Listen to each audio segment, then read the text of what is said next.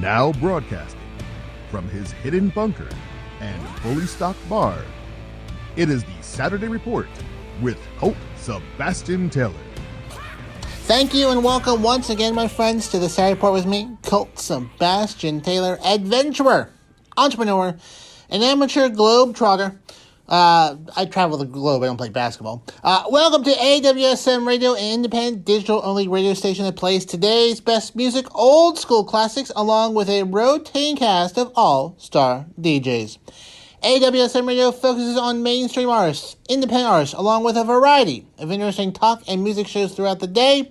All we do is entertain, inspire, and inform.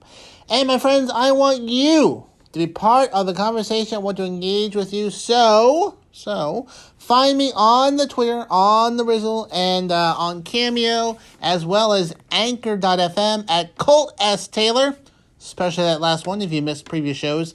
And then also, catch up on everything that I'm doing at ColtSebastianTaylor.com.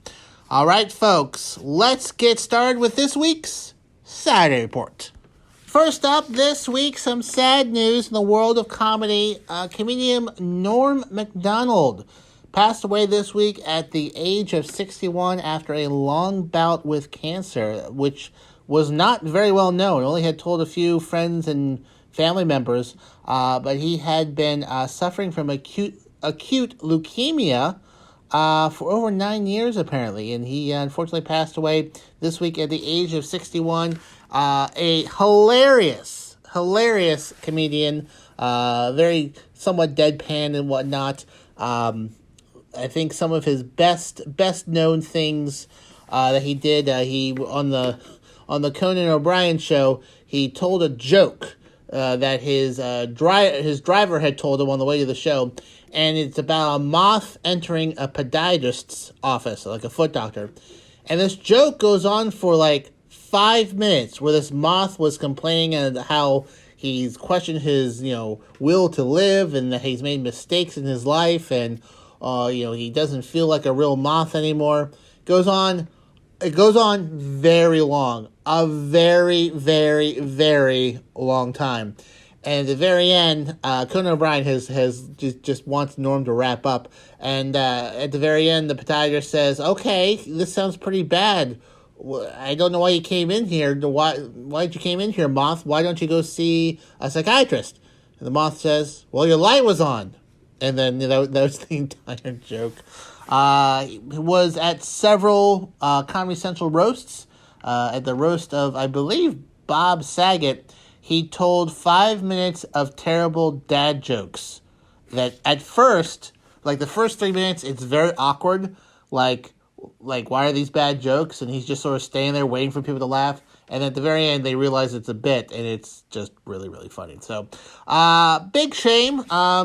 He had done some films. He was in Billy Madison, Dirty Work, which he's pretty well known for.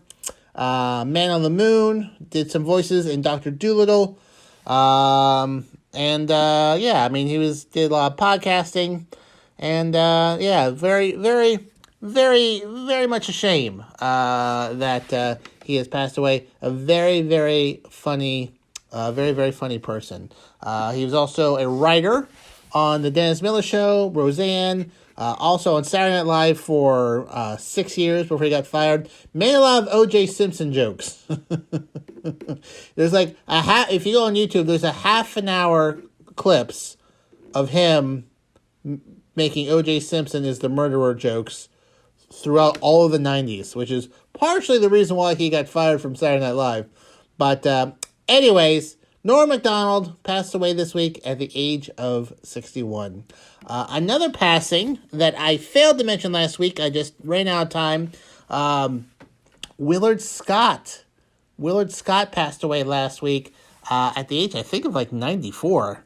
I don't have that written down here right now, but he was a longtime weatherman at the Today Show, mentored Al Roker, and up until a few years ago, he would still make appearances on the Today Show, usually wishing people who have turned 100 happy birthday. Smuckers had a segment where you send in pictures of your 100-year-old grandmother, grandfather, and then Willard Scott will wish them a happy birthday on national TV. Also, fun fact, he was the original Ronald McDonald. Yes, if you go back YouTube, the very first commercial featuring Ronald McDonald was played by Willard Scott.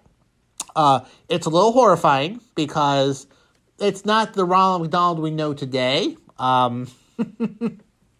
They had a different get up for that. Like I said, a little horrifying, but he was the first Ronald McDonald. So, 2 sad passings this month, Norm MacDonald and Willard Scott. We now go to South Carolina for a bizarre case that I believe has made national news. I usually don't cover national news, but this is so bizarre and out there that if you missed it, you want to hear it. And if you do know about it, you want to hear my take on it. So, Alex Murdaugh, he's a prominent South Carolina lawyer. In fact, his entire family has been in South Carolina for like the last 100 years. There is a position down there, some judgeship or whatnot, that he had, his father had, and his grandfather had for since 1910. So for over 100 years, this family has been involved in the judicial system in South Carolina, and he is a prominent South Carolinian, and he was arrested this week for committing insurance fraud. Committing insurance fraud, filing a false police report, and conspiracy to commit insurance fraud. So let's back up here. So last week or a few weeks ago, this lawyer said he had been shot in the head by a random person, superficial wound, while he was out and about. Now, this was a big sort of call of attention. Obviously, to catch anyone's attention that some famous lawyer was attempted to be murdered. But his family, his wife and son, had been murdered last summer. They were found shot on the front of his property. And there is currently no sort of suspects in that crime. But it is an unsolved crime. His wife, actually, they were shot at the family's hunting lodge, not his house, hunting lodge, in June. So this summer. So, they were murdered, and no one knows who did it. And then his son was, pending charges. He was driving a boat, intoxicated, that killed a 19-year-old woman in 2019. So they thought there was some connection to that. Also, there was a death of a housekeeper in 2018 and a death of a teenager in 2015, also on or near this family's property. Just so we're all keeping score here, a teenager died in 2015, a housekeeper died in 2018, this person's son drove a boat while intoxicated, killed a person in 2019, and then in this last June, the son and the wife were both found shot at the hunting lodge. Okay. Are we all kind of, a lot has gone on in the last 6 years here in South Kakalaki. Also, there are multiple investigations that he's misused the funds at the law firm. So, allegedly, he had become very depressed and addicted to opioids, okay? And he thought that if he had died via suicide, that his remaining son would not get a $10 million insurance payout. So he had an associate of his, someone that he knew, gave him a gun, told him where he would be, and told him to come and shoot him and have it be mysteriously connected to the death of his wife and son. The guy obviously did not do the job. And now he's arrested, and now the lawyer is also arrested. So, and the day before this whole thing happened, he got kicked out of his law firm because it was discovered that he was using law firm funds to buy opioids. So, there is a lot going on here. So there's that. There's the housekeeper, which was originally classified as a trip and fall, but injuries were inconsistent with a trip and fall. And then there was someone else who died in 2015. Just a whole lot going on. So he's arrested. The guy's arrested. Multiple investigations. Crazy. Just crazy stuff going down there in South Kakalaki. So, but there's like all these unsolved murders or deaths down there because of it. And I guess we'll see what happens. It is illegal in South Carolina to help someone commit a crime. The other guy is charged with multiple conspiracies as well. And everything is being investigated by the South Carolina State Law Enforcement Division, also known as SLED. It's a weird acronym.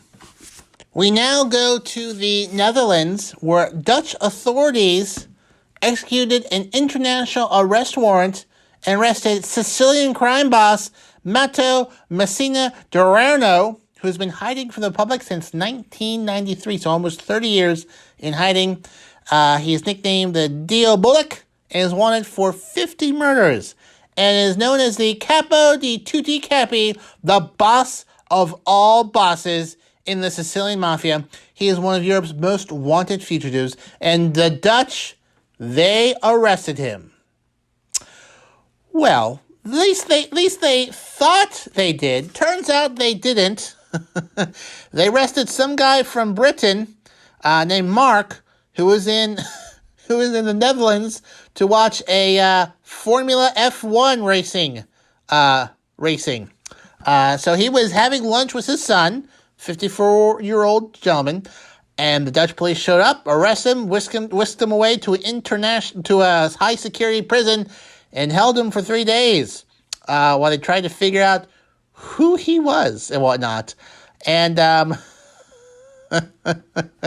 it was the wrong guy.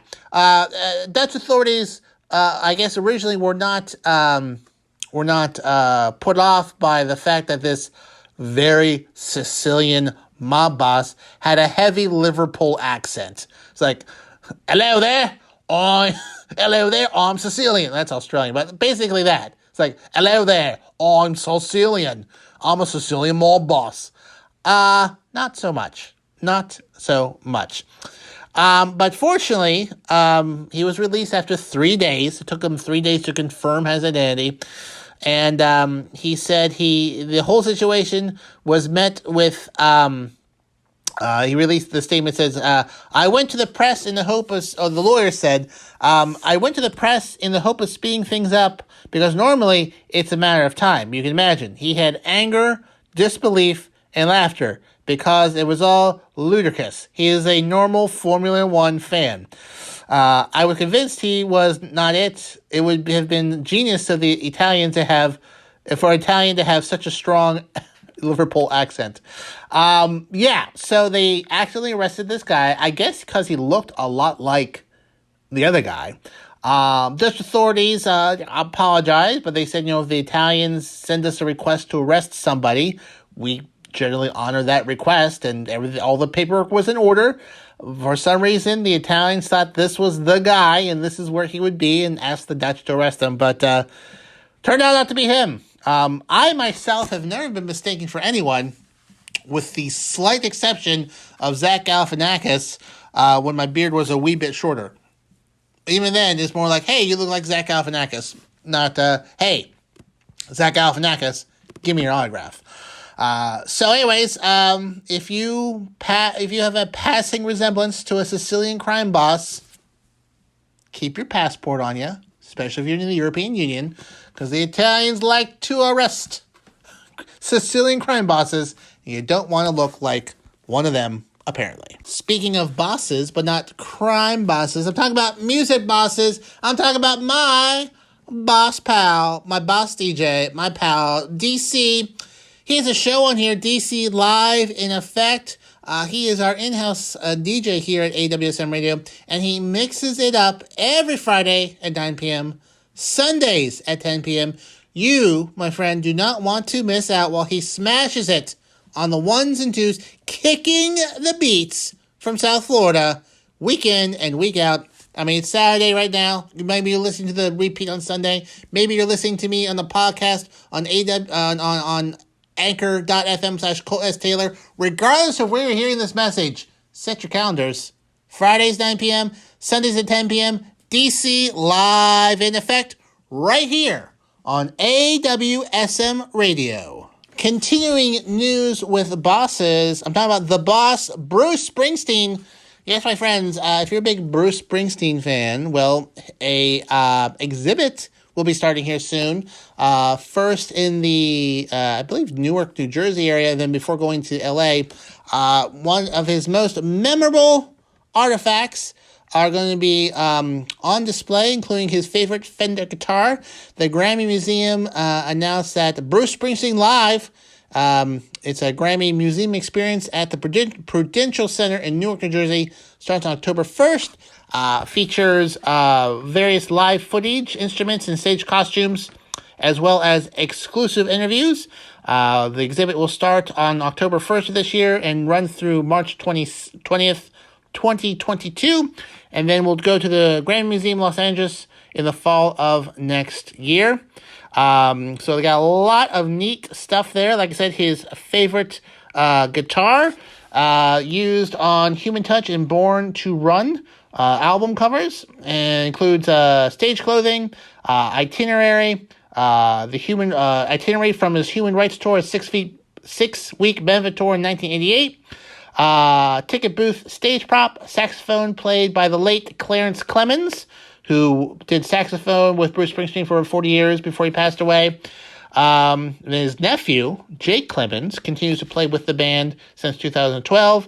There'll be a bunch of interactive kiosks, handwritten set lists, and the guests can create their own encores to compare against legendary performers' original. So it's quite an interactive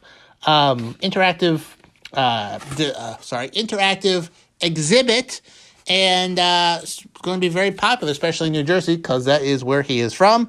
The Grammy Museum, to put together this exhibit, partnered with the Bruce Springsteen Archives and Center for American Music at Monmouth University, which is pretty great. A lot of these artists are opening up these sort of archives at various universities that they live near or have connections to. Some are selling their catalogs for hundreds of millions of dollars, like Bob Dylan. And so they're doing pretty well for themselves, If I have the ability to do so, in terms of scheduling and whatnot, I may just check out this display for myself and let you know probably in early 2022. We'll see if I can get around to it. But if you are in the Newark, New Jersey area and are a big Bruce Springsteen fan or fan from music from that time, this is definitely an exhibit you want to check out before it goes to the Grammy Museum out on the West Coast.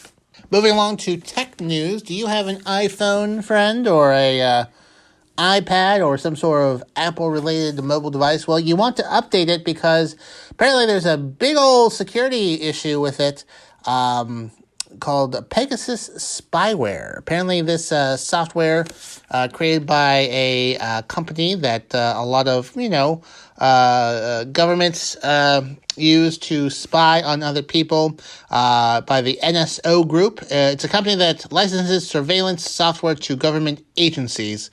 It's mainly used to follow criminals and international terrorists and whatnot. It can turn phones, microphones, and cameras on without anyone noticing and whatnot.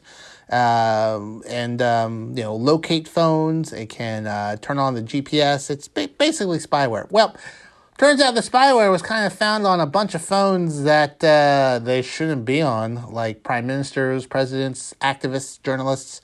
They suspect that perhaps Israel is behind this, although there's no real proof about it. But with that said, Apple became a little upset that a security exploit was being used. The software was using to do this, and so it released an update this week that closes off that loophole. Not sure if that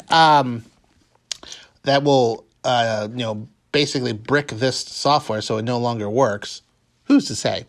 But the exploit that this software was using to do that is now apparently being fixed. So if you are super concerned that Big Brother is watching you, you should get this patch onto your phone, and so that it can't be turned on. Now, if you're concerned about people tracking you, I'm going off a little tangent here. I'm always surprised by folks who claim that the government is tracking them and they don't do certain things. Like, for example, I know somebody that is not going to get the vaccine because they don't want the government tracking them. This person also has a cell phone, a Twitter, a credit card, and occasionally live streams. So I'm not quite sure.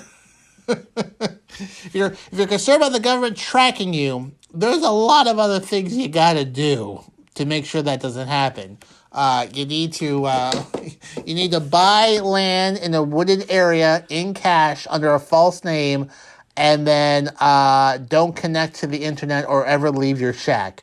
Then maybe the government will have a hard time getting a hold of you here in the United States. But even then, if you're doing anything with a phone, anything with a computer, have a credit card, taking money out of an ATM, chances are, all ATMs have cameras. So, it's not hard to track you down. Here's the thing, though. I don't want to shock anyone by this statement. Okay, are you sitting down? Okay, sit down. I'll wait. Some of my listeners take a little bit longer to sit down. Okay, folks, chances are the government doesn't really care what you're doing. They probably don't care. If they do care, you may want to examine your current life choices, because maybe you're doing something that they feel obligated to keep tabs on. But listen, I'm not interesting. So if the government is listening in on me, is monitoring my podcast, first and foremost, or monitoring my radio show, first and foremost, thanks for listening. I appreciate it. But yeah, I don't, ain't no one come looking for me. I like attention. I would like attention. Hey, I need more listeners. But yeah, anyway, so update your phone. Sorry to go off on a tangent there. Update your phone. Not so much that worried that, governments are going to spy on you, but some criminal organization may figure out how to do it themselves, and then suddenly your phone's information is stolen. So update your phones, and if you want to avoid these in the future, just turn on automatic updates so that your phone always automatically updates, and you should be fine. Moving along, who say you can't follow your dreams? Not local, but in Rockland, a local internet sensation is living her dream right from her living room. A 53-year-old grandmother who is a veteran and a teaching assistant at the Quincy School had always had a dream to sing professionally, and during quarantine, since she had a lot of free time on her hands, she just started to sing. And she created a Facebook page called, she joined a Facebook page called Quarantine Karaoke, joined the page and started singing in her living room pajamas. And now, she is being invited to sing at Rockland Days at the concert series. So she is going to be singing for her town, and she's trying to put together a band with her husband, who apparently is a very good guitarist, and she's going to be singing for her town. So probably quite a treat for her to be out in front of the people that she knows, singing and pursuing her dreams. It doesn't mean, I don't think she's going to get a record deal, but she might get something. But congratulations. Her name is Terry Hafer-Riley. You can probably find her videos on YouTube. I watched one. She's very good. I have a voice that sounds like nails on a chalkboard. I don't know why people listen to me every week. My voice is terrible. I would never be able to sing. But this fantastic lady, Terry, she's doing it. So congratulations, Mrs. Riley. I hope your debut singing goes very, very, very well. Apparently, she's a big fan of Janis Joplin and Stevie Nicks. And those are not easy songs to do. So she is certainly very, very talented. Speaking of talented ladies, my friends, you need to listen to the Rock Sessions. It is our drive time show, making sure your evening commute home is fun, hosted by the incredible, the talented, the beautiful Rox, my pal, Rox. She is going to have some of the hottest music on the charts and some other surprises in between. She's going to make it rock style. Her signature rock style is a fantastic show. It's on Monday, Tuesday, Wednesday, Thursday, Friday, the entire work week, 5 p.m. to 7 p.m. You need to listen to it. She's fantastic. Great music, great little information, and it's always a joy to hear her lovely, lovely voice. I need to pop on there sometime and say hello to her. It's been forever, so I will do that soon, Rox. I promise. Somehow, some way. But until then, listen to the Rock Sessions Monday through Friday, 5 p.m. to 7 p.m. right here on AWSM Radio. Moving along into other entertainment news, Fox Corporation has acquired TMZ for $50 million, expanding its digital news operations, according to Variety.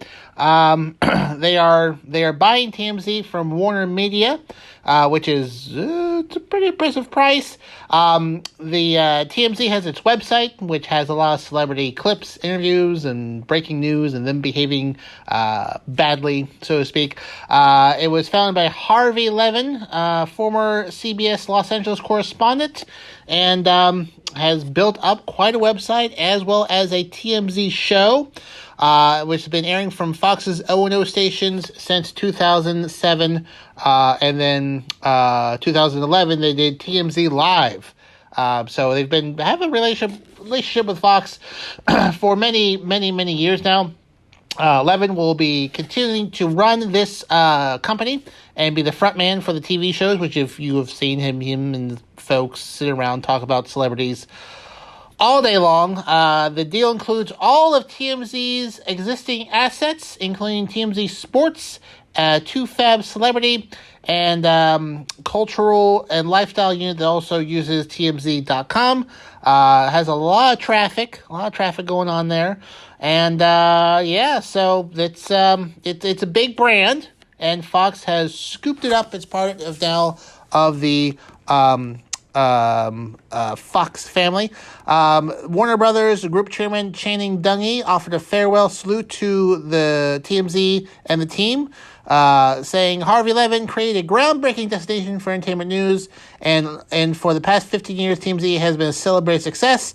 TMZ will now be more closely aligned with the distributor of the popular content they create, and Warner Media wishes Harvey and everyone on the team the best as they venture into a new partnership with the talented team at Fox. So that is that's a pretty nice statement. TMZ and Fox are very close, so transition should be pretty easy, and TMZ probably is going to grow. Now, bit of trivia. TMZ is short for the 30-mile zone. It's an old term, and about covering people in the area. So it's called the studio zone. It was an area defined as a 30-mile radius of Hollywood used by the entertainment industry to determine employee benefits for film work done. And it's, if you're within the 30 miles of the southwest corner of West Beverly Boulevard and North La Cienega Boulevard in Los Angeles, California, that was usually considered to be the part of that. So they use this as labor rules for per diem rates, workers' compensation, and things like that. Basically, during most of the 20th century, Hollywood would prefer to film things there within the studio zone to reduce labor costs, and that's what they do. But that is not as popular today as it was in other areas. Basically, it was very cheap there to film things, but starting in the 1990s, other states have given generous tax benefits for filming in those locations. So places like Pittsburgh, New Orleans, Georgia, Louisiana, Vancouver, Canada have been very popular and cheaper places to film other than Los Angeles and New York City. So just a bit of trivia there for you of what TMZ comes from. But anyways, TMZ.com is now going to be fully owned by the Fox Corporation in entertainment news, but you probably shouldn't expect anything too different from the product. Basically, they're just moving offices from one company to another company, and that's pretty much going to be it. Moving along in entertainment news, legendary actor Jeff Bridges, best known for The Big Lebowski, True Grit, a whole ton of other movies, had a brush with mortality while battling COVID-19. He revealed he had been infected with COVID-19 earlier this year. And in October of 2020, he was diagnosed with lymphoma, which is a pretty serious cancer, and was undergoing chemotherapy. And in January of this year, he was exposed to COVID-19, and him and his wife both tested positive. His wife spent 5 days in the hospital battling COVID-19. He spent 5 weeks because he was undergoing chemotherapy. His immune system was pretty weakened. And he said, quote, "My dance with COVID makes my cancer look like a piece of cake." But he is fully recovered from COVID-19. And then his tumor which was once 9 by 12 inches. So get out a ruler. That's a big tumor, holy moly, had shrunk to 2 by 2 inches. So he is in pretty good health. He said that he had a moment of tremendous pain and was getting close to the pearly gates. He still felt happy and joyous most of the time. The guy is just as laid back as they come. He says, life is brief and beautiful. Love is all around us and available at all times. He wrote an update this week. He said, my COVID is in the rearview mirror. COVID kicked my butt pretty good, but I'm double vaccinated and feeling much better now. I heard the vaccine can help with long haulers. Maybe that's the cause of my quick improvement. Jeff Bridges is currently working with a therapist. His goal is to be able to walk around without oxygen assistance, so he's still on oxygen. That's usually a trait of long haulers, patients who recover from the infection, but still experience symptoms and difficulties, and there's also some research that long haulers aren't being impacted by COVID-19, but there's actually another virus that's out there that almost everyone has that's dormant, but under times of extreme stress, it can flare up and cause these same symptoms. But anyways, he's working with a therapist to walk without oxygen assistance so he can walk his daughter Haley down the aisle at her wedding in the near future. And he specifically gave a shout out to his therapist, Zach, his incredible medical team. I was able not only to walk Haley down the aisle, but do a father-bride dance with her without oxygen. So it looks like he's doing better. It's a little contradictory how this article is written, but the best news is Jeff Bridges' cancer has gone down, his COVID's beaten, and he's still doing well, still kicking today. I recommend watching almost any Jeff Bridges movie. I mean, I don't think I'm sure there are terrible Jeff Bridges movies, but, not many. Like I said, Big Lebowski, great. True Grit, amazing. He's quite a talented actor. You should he was in Tron Legacy. Okay, so you get science fiction, you've got a Western, and then you've got, stoner comedy drama. So he has amazing range. Check out Jeff Bridges. So, Mr. Bridges, hope you're with us for many, many, many, many more years to come. Friends, football season has started, and is your team doing well? My folks, the Philadelphia Eagles, did a pretty good job in their opening. That means they'll probably blow it in the end. But if you need insight, talk, information about your favorite sports, then you need to listen to Married to the Game. It's AWSM Radio's new sports show. It airs every Wednesday, 9 p.m. Eastern Standard Time, featuring my pals Brian, Joe, Mac Daddy, who bring their insights, analytics, and expertise to the table on all the games. And what kind of sports show would it be if there wasn't a little trash talking between folks. So you need to follow them on Instagram. Joe at Turn Up the Jets, Nick at Mac Daddy Ryan Show, Brian at bolstered_up_sports, and then the show itself, MTTG Radio, Married to the Game Radio, on Instagram. Definitely worth a follow. I follow them. I'm pretty sure I follow them. I want to make sure I follow them. They're great. All things sports. It's a great show. Listen to them. Married to the Game, Wednesdays at 9 p.m. right here on AWSM Radio. Speaking of sports, the Arkansas Razorbacks, or Arkansas College, was fined $100,000 by the SEC.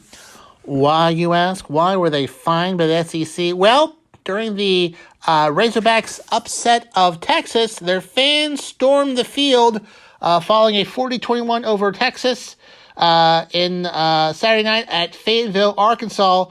This is the second time Arkansas has received a fine under the league's access to competition area policy. The last time they were fined was a 17-0 win against LSU in 2014.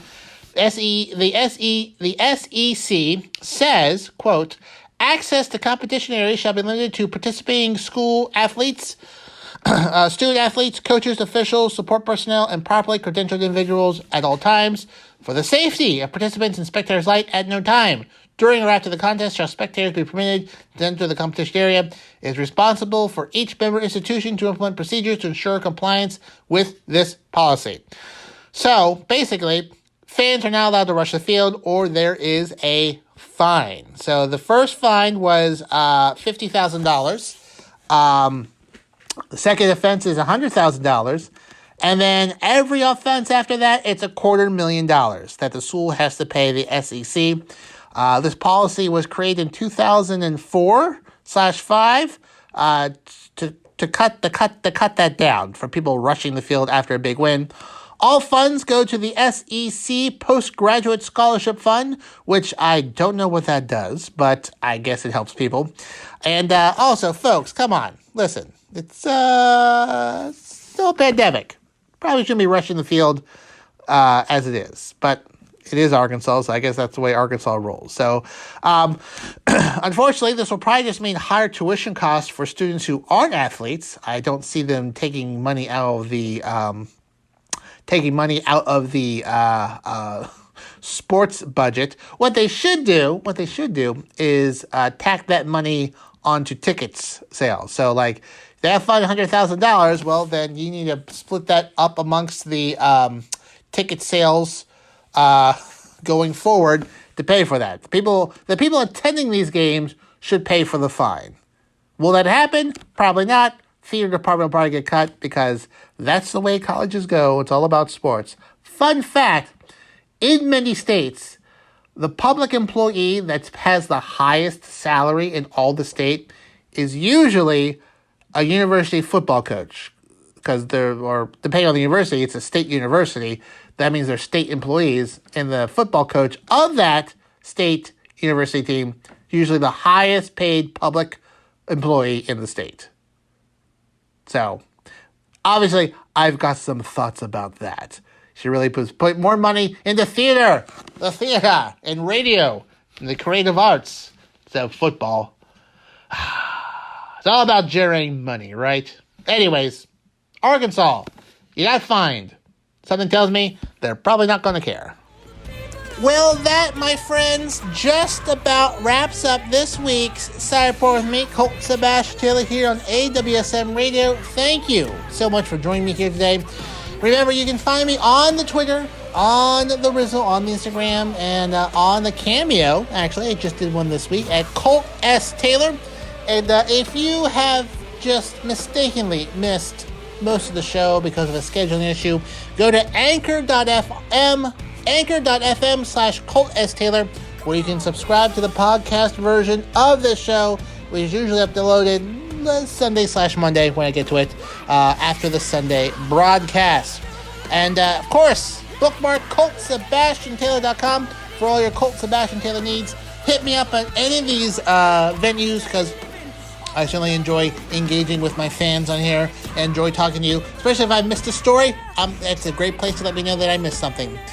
So until next time, my friends, I am, of course, as always, your friend, Colt Sebastian Taylor, and I'll see you later.